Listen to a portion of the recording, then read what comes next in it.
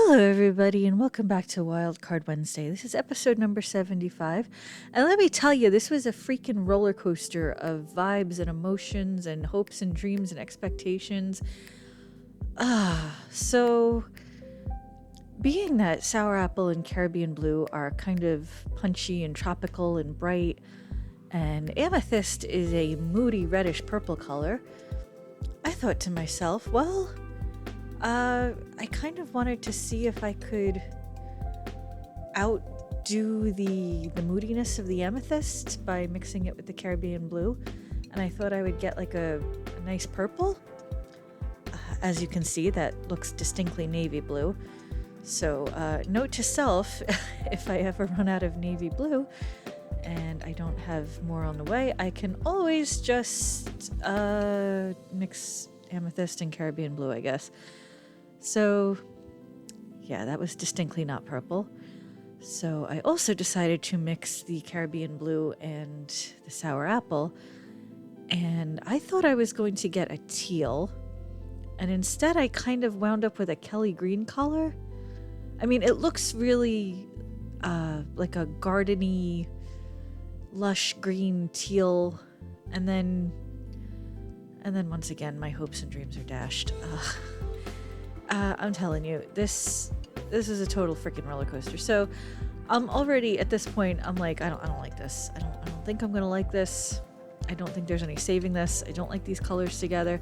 It kind of reminds me of maybe like Oshkosh Bagosh ads from like the 90s. Like that weird blue and green combination that used to be super popular. Just totally not my jam. Totally not my jam. So I decided to mush it up a little, trying to blend the colors and maybe make it a little moodier, make the green a little less obnoxiously green because it came out a little too obnoxious. So then I decided, you know what's really fun? We like to have fun around here. Let's fleck it. And I thought to myself, what do I want to fleck it with? Didn't want to do the amethyst because that's very red toned and I thought that would look weird. Didn't want to do the Caribbean blue because it was maybe a little bit too bright or something, I guess was my reasoning. So then I thought to myself, let's punch up the green a little. Let's make it like a bright green and I'll fleck it with sour apple. Oh dear goodness gracious. Let's just say it was not my jam. So, okay, you're looking at it here and it always looks one way when it's wet and in the pan. And then once it dries, you're always in for a surprise. That rhymed. It was not on purpose.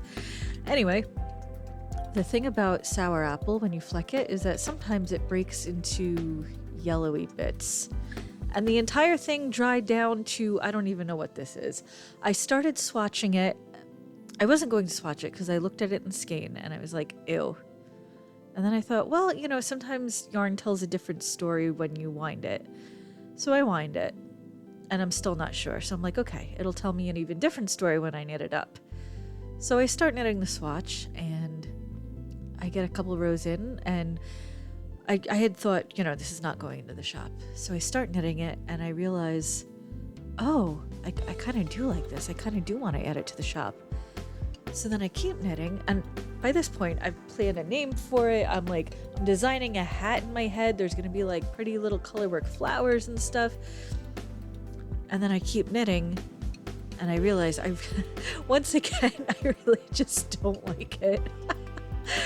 So that is the saga of the yarn that almost made it to the shop but didn't, and oh, yikes on bikes, man. Ugh. Anyway. Hopefully next week is better. Thank you for watching. Don't forget to like and subscribe if watching yarn dyeing videos is your thing. Special shout out to my patrons as always. Thank you so much, and I will see you really soon. Bye-bye.